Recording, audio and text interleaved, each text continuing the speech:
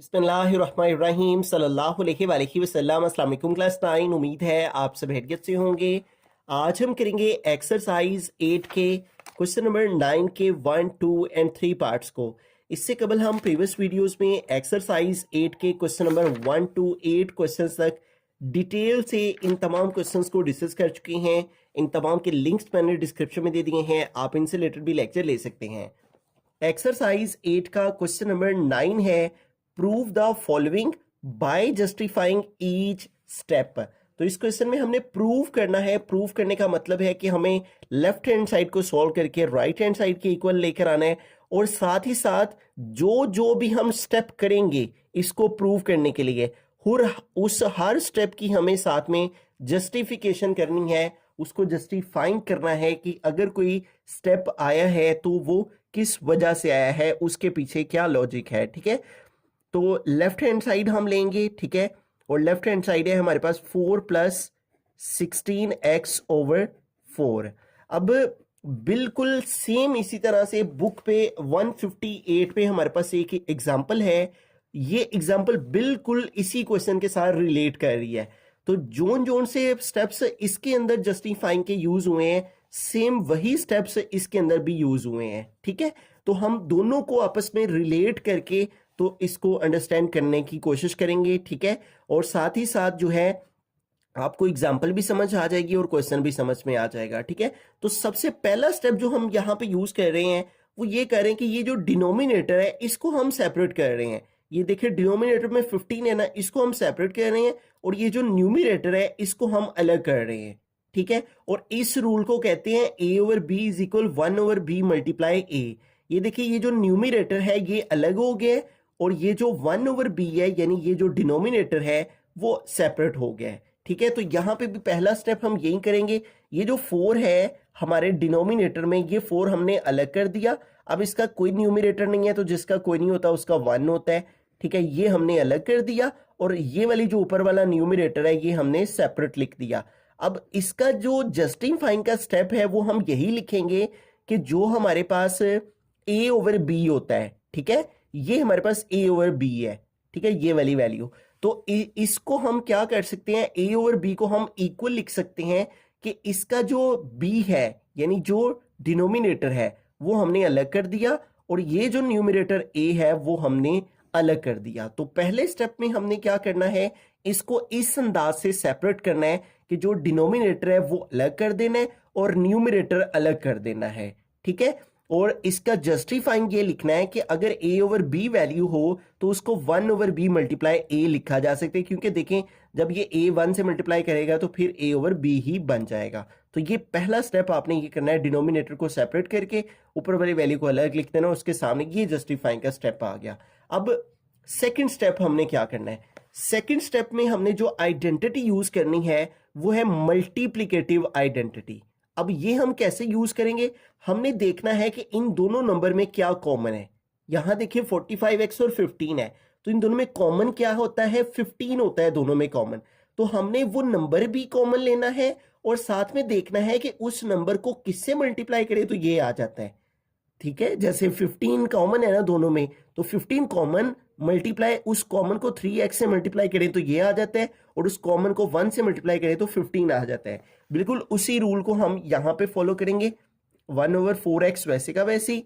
अब यहां पे देखिए 4 और 16 में क्या कॉमन है, तो 4 कॉमन है। ठीक है, तो जब 4 कॉमन है तो उस 4 को किससे मल्टीप्लाई करेंगे, 4 आ जाए, 4 को 1 से मल्टीप्लाई करें तो 4 आ जाता है, फिर प्लस वो जो 4 कॉमन है उसको किससे मल्टीप्लाई करेंगे, 16x आ जाता है, तो 4 को 4x के साथ मल्टीप्लाई करें तो 16x आ जाता है। तो दरअसल हमने देखना है कि इन दोनों में जो नंबर कॉमन है, एक तो वो नंबर दोनों का कॉमन फॉर्म में लिखना है, इसका भी कॉमन 4 अलग और इसका भी कॉमन 4 अलग। फिर देखना है इस 4 को किससे मल्टीप्लाई करें कि ये 4 आ जाता है, 1 से मल्टीप्लाई करें तो 4 आ जाता है।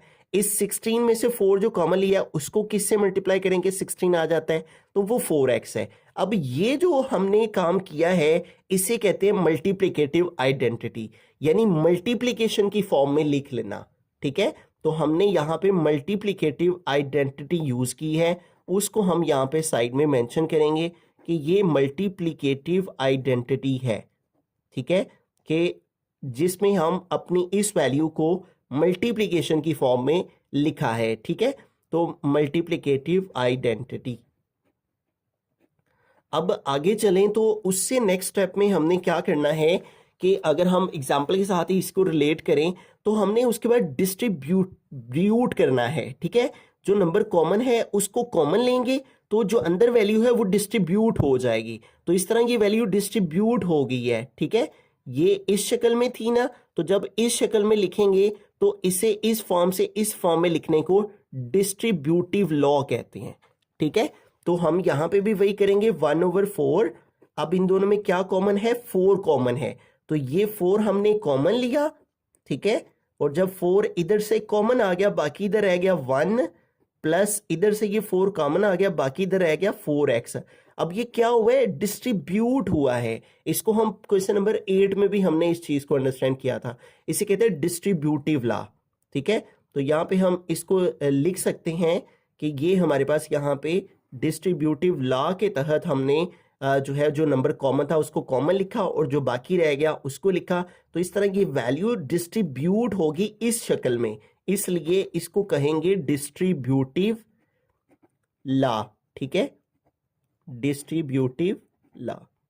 अब बिल्कुल इसके बाद अगला जो स्टेप है वो इस तरह से है कि ये देखें, हम जो सा है यहाँ पे जो लॉ यूज कर रहे हैं उसे कहेंगे एसोसिएटिव लॉ। अब एसोसिएटिव लॉ क्या होता है, अगर यूनिट 1 आपने अच्छे से अंडरस्टैंड किया तो यहाँ पे देखें मल्टीप्लिकेटिव प्रॉपर्टीज लिखी हुई हैं, इसके अंदर एसोसिएटिव प्रॉपर्टी है एक, उसमें देखें ए बी सी है ना, यहाँ बी सी ब्रैकेट में है और ए बाहर है, तो वो कहता है ये इक्वल होता है ए बी इंटू सी के, यानी ए बी को अगर ब्रैकेट में लिख दें सी बाहर लिख दें तब भी उसका मतलब यही होता है। यहाँ पे एग्जाम्पल में भी देखें, यहाँ पे 3 × 5 है ना ब्रैकेट में, ठीक है, तो यहाँ पे 2 × 3 आ गया ब्रैकेट में, ठीक है, लेकिन वैल्यूज वही है 235 235, लेकिन यहाँ ब्रैकेट में ये है और यहाँ ब्रैकेट में ये है, तो इसे कहते हैं एसोसिएटिव प्रॉपर्टी, जिसमें वैल्यूज अगर मल्टीप्लाई हो रही हैं और उनकी जगह चेंज कर दें तो क्वेश्चन पे कोई फर्क नहीं पड़ता।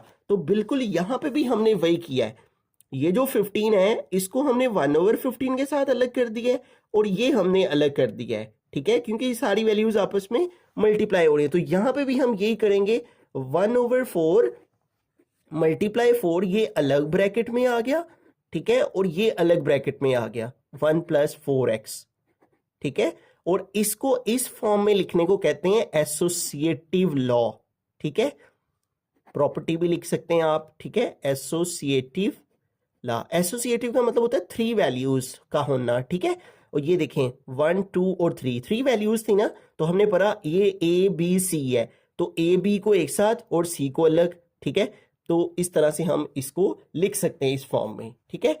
तो ये हमारे पास हो गया। उसके बाद आगे हम क्या करेंगे, आगे हम कहेंगे इसको मल्टीप्लिकेटिव इनवर्स प्रॉपर्टी यूज करेंगे। उसमें क्या हुआ है कि ये देखें, ये 15 से कट हो गया ना, तो बाकी 1 रह गया। तो यहाँ पे जब हमने यहाँ पे प्रॉपर्टी पढ़ी है इनवर्स की, तो इनवर्स की प्रॉपर्टी भी यही कहती है कि अगर किसी नंबर को उसके रेसिप्रोकल से मल्टीप्लाई करें तो आंसर 1 आता है। ये देखिए ए है ना, तो ए का इनवर्स क्या है 1/a, तो जब इसको कट करेंगे तो आंसर क्या आएगा 1। तो इसी तरह यहाँ पे भी देखें, जब हम 4 के इनवर्स को जो कि 1/4 है उसके साथ जब मल्टीप्लाई करेंगे 4 से कट हो जाएगा, ठीक है, तो बाकी यहाँ क्या रह जाएगा 1 रह जाएगा, ठीक है। तो 1 × 1 + 4x, और ये जब भी हम किसी वैल्यू के इनवर्स को आपस में मल्टीप्लाई करें और आंसर 1 आए तो इसे हम कहते हैं मल्टीप्लिकेटिव इनवर्स, ठीक है, मल्टीप्लिकेटिव इनवर्स, ठीक है, और वो यहां पे यूज हुए हैं, ठीक है, इस जगह पे हमने मल्टीप्लिकेटिव इनवर्स जो है उसको यूज किया है, ठीक है। ये इसका इनवर्स था 4 का 1/4, तो 4 से कट होके बाकी 1 रह गया, ठीक है, और साथ में ये वैल्यू वैसे के वैसे, इसे कहेंगे मल्टीप्लिकेटिव इनवर्स। अब वेरी लास्ट स्टेप क्या है, 3x + 1 को 1 से मल्टीप्लाई करें तो यही वैल्यू आ जाती है, तो इसे कहते हैं मल्टीप्लिकेटिव आइडेंटिटी, ठीक है, कि किसी नंबर को 1 से मल्टीप्लाई करने से वही आंसर आ जाए। ठीक है, ये देखेंगे प्रॉपर्टी यहाँ पे भी मौजूद है आइडेंटिटी की। ये देखें, ये ए को 1 से मल्टीप्लाई करें तब भी ये, 1 को ए से मल्टीप्लाई करें तब भी ये। तो किसी नंबर को जहाँ पे 1 से मल्टीप्लाई किया जाता है तो उसे हम कहते हैं मल्टीप्लिकेटिव आइडेंटिटी। तो इसको 1 से मल्टीप्लाई करेंगे तो आ जाएगा 1 + 4x, और इसे हम कहेंगे कि यहाँ पे जो हमने प्रॉपर्टी यूज की है वो है मल्टीप्लिकेटिव इनवर्स, मल्टीप्लिकेटिव आइडेंटिटी, क्योंकि 1 से मल्टीप्लाई किया है हमने। ठीक है, तो यहाँ पे आ जाएगा मल्टीप्लिकेटिव आइडेंटिटी। ठीक है, तो ये सारे के सारे जितने स्टेप्स हमने किए हैं, हर स्टेप के साथ हमने उसको जस्टिफाई किया है कि ये कैसे, इसकी मदद से ये कैसे आया, इस रूल के तहत आया। हमने इसकी जगह 4 + 16x की जगह ये कैसे लिया, मल्टीप्लिकेटिव आइडेंटिटी की मदद से लिया। फिर हमने इधर से 4 कॉमन लिया, तो कॉमन लेके जो चीज बाकी रहेगी उसको लिखा, तो इसे कहते हैं डिस्ट्रीब्यूट करना, डिस्ट्रीब्यूटिव लॉ कहा जाता है इसको। फिर हमने इस 4 को इस वैल्यू के साथ मल्टीप्लाई की फॉर्म में, और इसको इसके साथ लिखा अलग अलग, यानी इस वैल्यू को अलग ब्रैकेट में और इसको अलग कर दिया। ठीक है, 3 वैल्यूज थी तो 2 को अलग कर दिया और तीसरी को अलग कर दिया, तो इसे कहते हैं एसोसिएटिव लॉ। ठीक है, और फिर उसके बाद हमने देखा कि इस वैल्यू का मल्टीप्लिकेटिव इनवर्स 1/4 है। जब इसको कट करें तो आंसर 1 आता है। तो जब भी ये केस होता है तो इसे कहते हैं मल्टीप्लिकेटिव इनवर्स लेना। ठीक है, तो ये मल्टीप्लिकेटिव इनवर्स से बाकी 1 रह गया, और जब इस नंबर को 1 से मल्टीप्लाई किया तो यही आंसर आ गया है। तो किसी भी वैल्यू को 1 से मल्टीप्लाई करें तो वही आंसर आ जाए, तो उसे कहते हैं मल्टीप्लिकेटिव आइडेंटिटी। तो ये स्टेप्स आपको सारे जो से हैं ये साइड में याद रखने हैं, और ये जब आप बार बार इनको प्रैक्टिस करेंगे तो आपको ये जो से हैं वो समझ भी आ जाएंगे और याद भी रह जाएंगे। एंड द लास्ट 1 + 4x हमारी क्या है, राइट हैंड साइड। तो हम इक्वल लिख देंगे राइट हैंड साइड, और यहाँ पे लिख देंगे थस हम ये कह सकते हैं कि जो 4 + 16x/4 है, 4 + 16x/4 ये इक्वल आ गया है 1 + 4x के, 1 + 4x के, और ये क्या हो चुका है, प्रूव्ड हो चुका है, हेंस प्रूव्ड। ठीक है, तो लेफ्ट हैंड साइड को सॉल्व करके हम राइट हैंड साइड के इक्वल लेके आ गए हैं बाय जस्टिफाइंग ईच स्टेप। अब हम चलते हैं सेकंड पार्ट की जानिब। तो इसमें भी हमने यही प्रॉपर्टीज को ही साथ में जो है वो मेंशन करना है और जस्टिफाई करना है हर स्टेप को। तो यहाँ पे भी प्रूव करने के लिए लेफ्ट हैंड साइड को हम ले लेंगे, और लेफ्ट हैंड साइड है हमारी 6x² + 18x/3x² - 27। तो सबसे पहला स्टेप ये है कि हमने इसको फैक्टराइज करना है दोनों को, क्योंकि फैक्टर्स बनेंगे तो तब ही हम जो है इसको आगे फर्दर सॉल्व कर सकेंगे। लेकिन हम फैक्टराइज करने के लिए डायरेक्ट कॉमन नहीं लेंगे। ठीक है, उसके लिए हमें इनको जो है वो ब्रेक डाउन करना होगा। अब ब्रेक डाउन कैसे करेंगे, ये देखें 6x² है ना, और इधर है 18x है, तो इन दोनों में कॉमन क्या आता है, देखें 6 है 18 है, दोनों 6 के टेबल पे डिवाइड हो जाते हैं। ठीक है, और 6 से x तो दोनों में कॉमन है, दूसरा इधर x² है इधर x है, और x भी कॉमन है। इसका मतलब दोनों में कॉमन क्या है, 6x है। तो हम 6x के साथ इसको फैक्टराइज कर देंगे, 6x.x। तो 6x² को इस तरह ब्रेक डाउन करेंगे। पहले आपने ये देख लेना कि इन दोनों में कॉमन क्या आता है। जो नंबर कॉमन आए ना, जैसे प्रीवियस क्वेश्चन में भी हमने देखा था, जो नंबर कॉमन आए ना उसके साथ आपने मल्टीप्लिकेशन की फॉर्म में लिखना है इस वैल्यू को। फिर प्लस 18x है तो कॉमन क्या आता है, 6x डॉट। अब 18x को किससे मल्टीप्लाई करेंगे, 6x आ जाए 3 से। ठीक है, तो इस तरह से ये हमने इसको 6x² को इस तरह फैक्टराइज कर देना है और 18x को इस तरह से। ठीक है, नीचे भी देखें फैक्टराइजेशन हो रही है, 3x² - 27। अब इन दोनों में कॉमन क्या आता है, 3x² और 27 में 3 दोनों में कॉमन आता है। ठीक है, 3 1 ज़र 3 और 3 9 ज़र 27। अब 3 कॉमन आता है तो डायरेक्ट 3 ही कॉमन लिखना, जैसे ऊपर किए ना 6x.x, इसी तरह 3.3 को किससे मल्टीप्लाई करें कि x² हो जाए x² से। तो 3.x² आप इधर चाहें तो मल्टीप्लिकेशन भी लगा सकते हैं, डॉट भी लगा दें फिर भी ठीक है। ठीक है, फिर आगे माइनस, तो 27 से क्या कॉमन लिया है, 3 कॉमन आता है, तो इसको कैसे लिखेंगे, 3 × 9। ठीक है, तो सबसे पहले आपने देख लेना है कि ऊपर 6x कॉमन आता था ना, तो जो नंबर कॉमन आया उसके साथ इसकी मल्टीप्लिकेशन की फॉर्म में लिख दिया। 18x में 6x कॉमन है ना इन दोनों में से, तो 6x को 3 से मल्टीप्लाई करने से 18x। नीचे इन दोनों में 3 कॉमन है ना, तो 3 को किससे मल्टीप्लाई करेंगे, एक्स स्क्वायर आ जाए, 3 मल्टीप्लाई एक्स स्क्वायर। 27 से 3 कॉमन है ना, तो 3 को किससे मल्टीप्लाई करेंगे, 9। तो हमने ये क्या किया है, न्यूमिनेटर और डिनोमिनेटर में फैक्टराइजेशन किया है। तो हम यहाँ पे लिख देंगे इसकी, यहाँ पे जो जस्टिफाइंग का स्टेप है कि हमने फैक्टराइज किया है। ये देखिए हमने 6x स्क्वायर के फैक्टर बनाए हैं, 18x के फैक्टर बनाए हैं, इसके भी और इसके भी। तो ऊपर और नीचे हमने क्या किया है, फैक्टराइजेशन की है। तो हम साइड पे लिख देंगे फैक्टराइजेशन। अब हमें क्या करना है इसमें, जैसे कि प्रीवियस क्वेश्चन में भी हमने पढ़ा था कि अब हम इनसे कॉमन ले लेंगे, ठीक है, कॉमन ले लेंगे, ठीक है। देखें ये 6x है ना और ये 6x है, तो दोनों से 6x कॉमन लिया, तो इधर से 6x कॉमन लिया, इधर क्या बाकी रह गया, x प्लस इधर से 6x हमने कॉमन लिया, तो इधर क्या बाकी रह गया, 3 रह गया। अब ये क्या हुआ है, डिस्ट्रीब्यूट हुआ है। जब भी कॉमन लेते हैं ना वैल्यूज को, तो उसे डिस्ट्रीब्यूटिव लॉ कहते हैं, ठीक है, कि वैल्यूज डिस्ट्रीब्यूट हो जाती हैं। तो यहाँ पे लिखेंगे डिस्ट्रीब्यूटिव लॉ। तो नीचे भी हम यही करेंगे। तो न्यूमरेटर और डिनोमिनेटर में हमने क्या अप्लाई किया है, डिस्ट्रीब्यूटिव लॉ। तो नीचे क्या कॉमन है, अब 3 कॉमन लिया, तो यहाँ क्या रह गया, एक्स स्क्वायर माइनस, और इधर से 3 कॉमन आ गया और बाकी 9।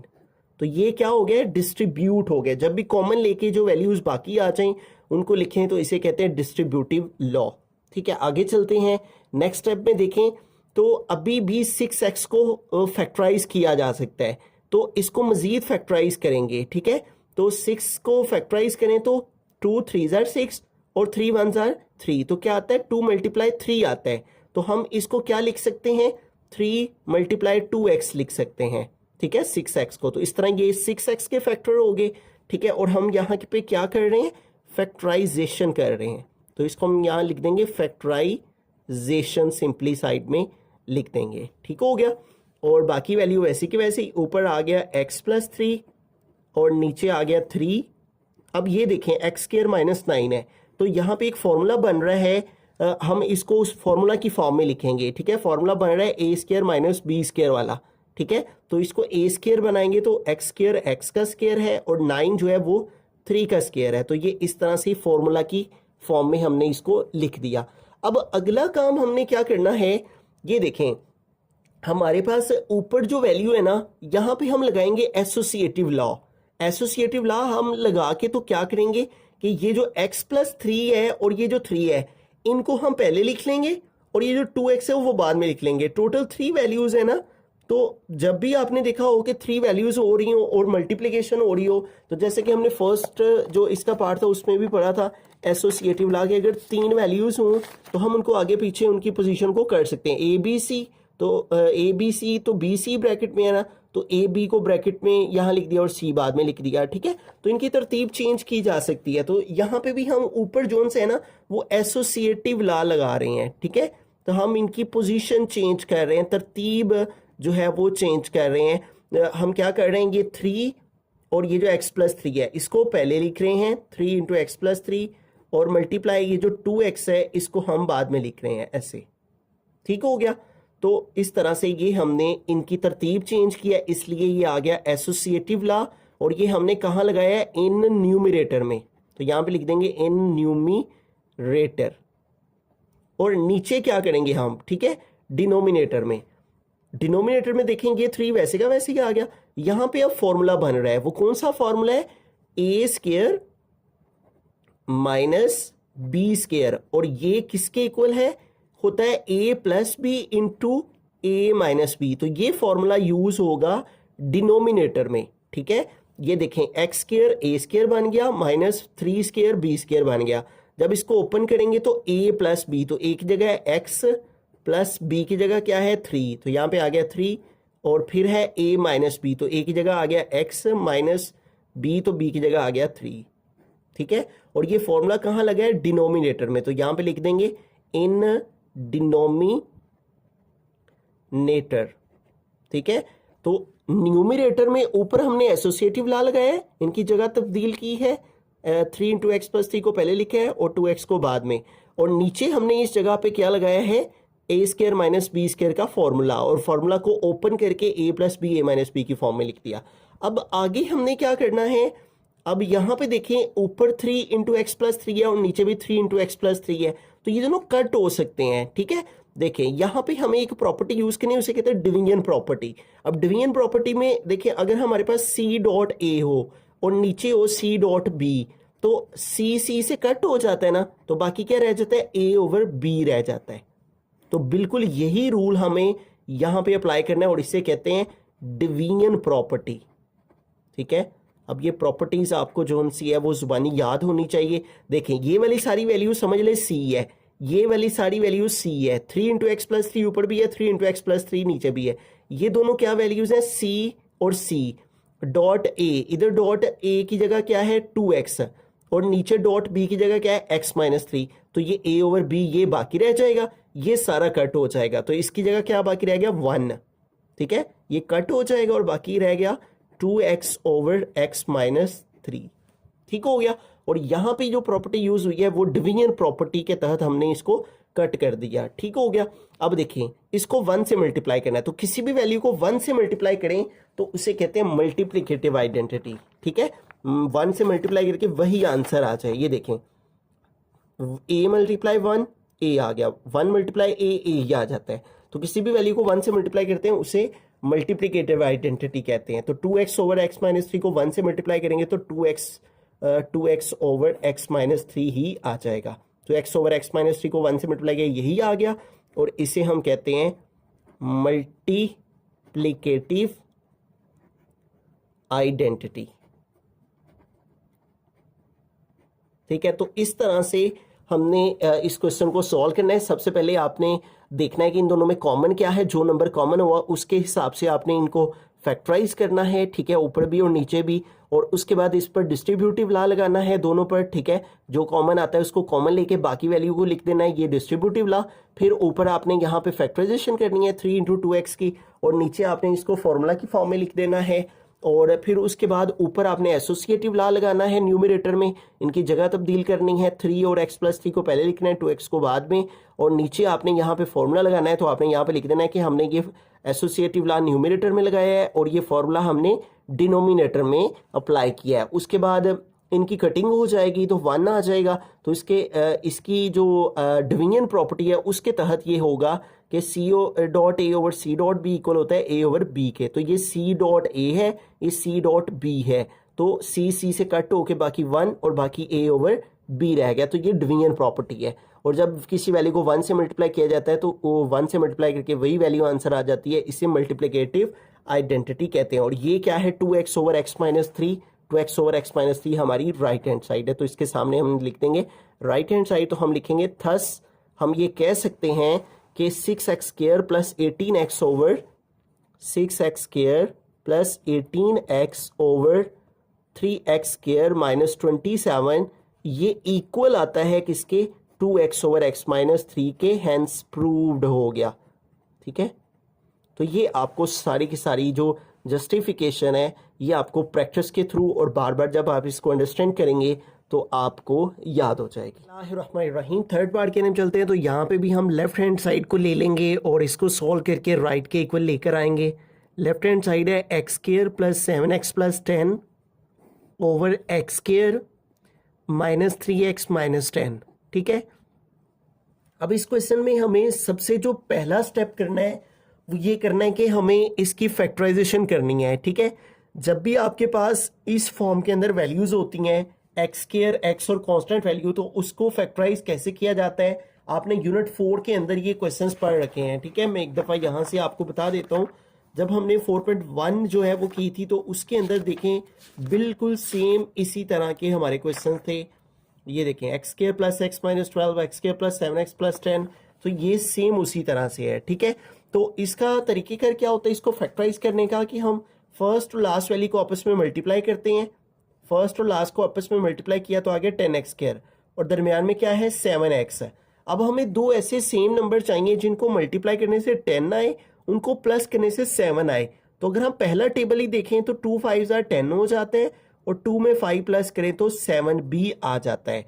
तो हम क्या करेंगे, इस मिड टर्म को ब्रेक करेंगे और इस मिड टर्म को ब्रेक करके हम इसकी जगह लिखेंगे ये वाले दोनों पेयर 2x और 5x, ठीक है, और फर्स्ट और लास्ट वैल्यू वैसे की वैसे ही लिख देंगे। अब ये हमने क्या किया है, मिड टर्म को ब्रेक किया है, तो हम यहाँ पे लिख देंगे इसकी जो जस्टिफिकेशन का स्टेप है वो लिख देंगे ब्रेक द मिड टर्म्स, ठीक है। हमने चूंकि नीचे भी देखें उसी फॉर्म के अंदर हमारा क्वेश्चन है तो हमने नीचे भी यही काम करना है, ठीक है। तो नीचे भी मिड टर्म को ब्रेक करेंगे और वो कैसे करेंगे, फर्स्ट और लास्ट को मल्टीप्लाई किया तो आ गया -10x² और दरमियान में क्या है -3x है। तो अब हमें दो सेम नंबर चाहिए, मल्टीप्लाई करें तो -10 आए और उसको माइनस करें प्लस करें तो -3 आए। तो देखें अगर हम 5 को ही 2 से मल्टीप्लाई करें तो 10 आता है और 5 में से 2 माइनस करें तो 3 आता है, लेकिन हमें क्या चाहिए, -3 चाहिए। तो -3 कैसे आ सकता है, अगर हम 5 के साथ माइनस का साइन लगाएं और 2 के साथ प्लस का लगाएं तो फिर आप इसको सॉल्व करें तो -5 और +2 क्या आ जाते हैं, -3 आ जाते हैं। और जब हम इनको मल्टीप्लाई करें तो प्लस माइनस -2 5 10, तो हम ऊपर भी वही पेयर्स बने हैं नीचे भी वही पेयर बने हैं, लेकिन यहाँ साइन का डिफरेंस आ गया है, ठीक है। यहाँ -3x था तो उसको लाने के लिए हमने 5 के साथ माइनस लगा लेना है और 2 के साथ प्लस लगा लेना है, ठीक है। और फर्स्ट और लास्ट वैल्यू वैसी की वैसी। तो यहाँ पे भी हमने क्या किया है, ब्रेक द मिड टर्म को, दरमियान वाली टर्म को ब्रेक किया है, तोड़ा है, तो ये दो फैक्टर बने हैं। अब हमने इसकी मजीद फैक्टराइजेशन करनी है, ये x² है ना तो इसको x.x लिख लेंगे, ये 2x है तो इसको 2.x लिख लेंगे, प्लस ये 5x है तो इसको 5.x लिख लेंगे, और 10 को फैक्टराइज करें तो क्या आता है 2.5 आ जाएगा, ठीक है। मल्टीप्लाई का साइन लगाना चाहें तो आप वो भी लगा सकते हैं और डॉट लगाना चाहें तो वो भी लगा सकते हैं, डॉट का मतलब भी मल्टीप्लाई है। नीचे भी हम फैक्टराइजेशन करेंगे, x² है तो x.x, फिर -5x है तो 5.x आ गया, फिर 2x है तो 2.x, फिर 10 है तो 2 5 10 होता है, 10 के फैक्टर 2 और 5 होते हैं। तो ये हमने क्या किया है, इस स्टेप में हमने फैक्टराइजेशन की है। तो यहाँ पे लिख देंगे इसकी जस्टिफिकेशन के लिए कि इस स्टेप में हमने फैक्टराइजेशन की है, तो यहाँ पे आ गया फैक्टराइजेशन। अब हमें जो है वो कॉमन लेना है, तो हमने प्रीवियस पार्ट के अंदर अंडरस्टैंड किया था कि जब भी हम कॉमन लेते हैं तो उसे डिस्ट्रीब्यूटिव लॉ कहते हैं, ठीक है। तो पहली दो वैल्यू से कॉमन लेंगे तो देखें इधर भी x है इधर भी x है तो x कॉमन आ गया, इधर से x कॉमन लिया तो एक x कॉमन लिया, एक बाकी रह गया, प्लस इधर 2x है ये x कॉमन आ गया, बाकी 2 रह गया। तो ये क्या हुआ है, डिस्ट्रीब्यूट हुआ है। यहाँ भी हमने इसको डिस्ट्रीब्यूट करना है, इन दोनों में देखें 5x और 2.5 में क्या कॉमन है, 5 है, तो इधर से 5 दोनों से कॉमन आया तो इधर क्या बाकी रह गया x, प्लस इधर से 5 कॉमन आया तो इधर क्या बाकी रह गया 2, ठीक है। तो ये कौन सा लॉ यूज हुए, डिस्ट्रीब्यूटिव लॉ। तो हम यहाँ पे मेंशन करेंगे कि हमने यहाँ पे डिस्ट्रीब्यूटिव लॉ को अप्लाई किया है, और नीचे भी हम यही काम करेंगे, नीचे भी हम डिस्ट्रीब्यूट ही करेंगे, जहां पे भी कॉमन लेते हैं उसके सामने हम डिस्ट्रीब्यूटिव लॉ लिखते हैं। तो यहाँ पे भी कॉमन लेंगे तो ये आ जाएगा x कॉमन, तो यहाँ बाकी रह गया x माइनस ये x कॉमन लिया, बाकी आ गया 5, और इन दोनों में देखें क्या कॉमन है, प्लस 2 कॉमन है, 2 दोनों में मौजूद है, इधर भी 2 कॉमन आ गया, इधर बाकी रह गया x, फिर आ गया माइनस, इधर से 2 कॉमन आ गया, बाकी आ गया 5, ठीक हो गया। तो अब हमें क्या करना है, अगेन इसको डिस्ट्रीब्यूट करना है, क्योंकि ये मजीद डिस्ट्रीब्यूट हो सकते हैं, ठीक है। ये देखें ये कॉमन है x + 2 तो ये कॉमन आ जाएगा, ठीक है, और बाकी क्या रह जाएगा x + 5। तो ये फिर से हमने क्या किया है, डिस्ट्रीब्यूट किया है, तो हम यहाँ पे लिखेंगे अगेन डिस्ट्रीब्यूटिव लॉ, कि हमने दोबारा से यहाँ पे डिस्ट्रीब्यूटिव लॉ को अप्लाई किया है। तो हम यहाँ पे लिख देंगे अगेन डिस्ट्रीब्यूटिव लॉ, ठीक है। तो नीचे भी यही इसी तरह से अगेन डिस्ट्रीब्यूटिव लॉ लगाएंगे, x - 5 दोनों से कॉमन आ गया, ठीक है, और दूसरी वैल्यू हमारे पास क्या आ गई है, x + 2, ठीक है। अब यहां पे देखें हमारे पास ये जो नीचे वैल्यू है उसमें भी x + 2 मौजूद है और ऊपर भी x + 2 मौजूद है, ठीक है। तो ये दोनों कट हो सकते हैं, ठीक है, लेकिन उसके लिए हमें यहाँ पे ऊपर हमारे पास x + 2 पहले लिखा हुआ है, और नीचे x+2 बाद में लिखा हुआ है, ठीक है। तो यहाँ पे एक लॉ होता है जिसे हम कहते हैं कम्यूटेटिव लॉ, जिसमें हम जगह तब्दील कर सकते हैं। ए बी इक्वल होता है बी ए के, तो ये समझ ले ए बी है और ये बी ए है, तो इसमें हम x+2 को पहले लिख लेंगे और x-5 को बाद में लिख लेंगे, तो इसे हम कहेंगे कम्यूटेटिव लॉ, कम्यूटेटिव लॉ। ठीक हो गया कि हमने क्या की है, जगह तब्दील की है, ठीक है, नीचे वाली टर्म में। अब ये देखें, ये दोनों आपस में कट हो जाएंगी ना, तो जब दोनों वैल्यू आपस में कट हो जाएं तो इसे हम a/a इक्वल a, और जब भी ऊपर और नीचे वैल्यू सेम होती है तो आंसर 1 के इक्वल आता है, तो इसे हम कहते हैं डिवीजन प्रॉपर्टी, ठीक है।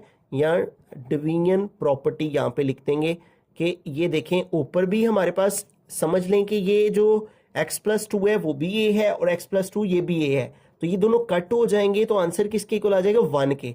तो इस प्रॉपर्टी का नाम होता है डिवीजन प्रॉपर्टी। तो इन दोनों को कट करके आंसर 1 आ गया और ये बाकी रह गया x+5 ओवर x-5, ठीक है। अब किसी भी वैल्यू को 1 से मल्टीप्लाई करें तो वही वैल्यू आ जाती है, और ये हमारी कौन सी प्रॉपर्टी होती है, मल्टीप्लिकेटिव आइडेंटिटी होती है, ठीक है। ये हम बार बार पढ़ रहे हैं, प्रीवियस क्वेश्चन में भी हमारे पास इसी तरह हुआ था, 1 आ गया था, तो जब हमने 1 से मल्टीप्लाई किया था तो वही वैल्यू आ गई थी, और उसके सामने हमने प्रॉपर्टी लिख देनी है कि यहाँ पे हमने मल्टीप्लिकेटिव आइडेंटिटी जो है उसको यूज़ किया है, मल्टीप्लिकेटिव आइडेंटिटी, ठीक है। अब हम अगर अपनी जो है वो राइट हैंड साइड देखें तो उसमें भी देखें x+5 ओवर x-5 है। अब कुछ बुक्स के ऊपर जो ये वाली वैल्यू है इस क्वेश्चन की, वो आई थिंक थोड़ी चेंज है, ठीक है। यहाँ पे कुछ नंबर जोन से है वो डिफरेंट है, तो जब यहाँ पे ये वाला नंबर हो तो फिर ही ये इसके इक्वल आ सकते हैं। तो ये वाली इस बुक के ऊपर ये जो वैल्यू है वही इसकी करेक्ट वैल्यू है, ठीक है। तो हमने इसमें क्या किया, सबसे पहले मिड टर्म ब्रेक की है, फिर हमने फैक्टराइज किया है, फिर हमने डिस्ट्रीब्यूटिव लॉ लगा के कॉमन लिया है, फिर दोबारा से कॉमन लेके लिखा है तो अगेन डिस्ट्रीब्यूटिव लॉ लगाया, फिर कम्यूटेटिव लॉ लगा के नीचे जगह तब्दील की है, इसको पहले इसको बाद में लिखा है, फिर हमने डिवीजन प्रॉपर्टी लगाई है कि ऊपर और नीचे सेम वैल्यू आ गई है, a ओवर a वो इक्वल है 1 के, इसे डिवीजन प्रॉपर्टी कहते हैं, इसकी जगह 1 आ गई, ये वैल्यू वैसे के वैसे, इसको 1 से मल्टीप्लाई किया है तो किसी भी वैल्यू को 1 से मल्टीप्लाई तो वही वैल्यू आ जाती है, उससे मल्टीप्लिकेटिव आइडेंटिटी कहते हैं। और ये हमारी क्या है, राइट हैंड साइड है। तो थस हम कह सकते हैं कि जो हमारे पास ये वैल्यू है x² + 7x + 10, thus x² + 7x + 10 over x² - 3x - 10, ये वैल्यू इक्वल है किसके, x+5 ओवर x-5 के, x+5 ओवर x-5 के, और ये हमने प्रूव कर दिया है, तो हैंस प्रूव्ड। तो अगेन मैं कहूँगा कि प्रैक्टिस बड़ी ज़रूरी है। जब आप बार बार इन क्वेश्चंस को प्रैक्टिस करेंगे तो प्रैक्टिस करने से आपके अंदर इम्प्रूवमेंट आएगी, और फिर आपको ये सारे जस्टिफाइंग के स्टेप्स जो उनसे हैं वो आपके माइंड में सेव हो जाएंगे।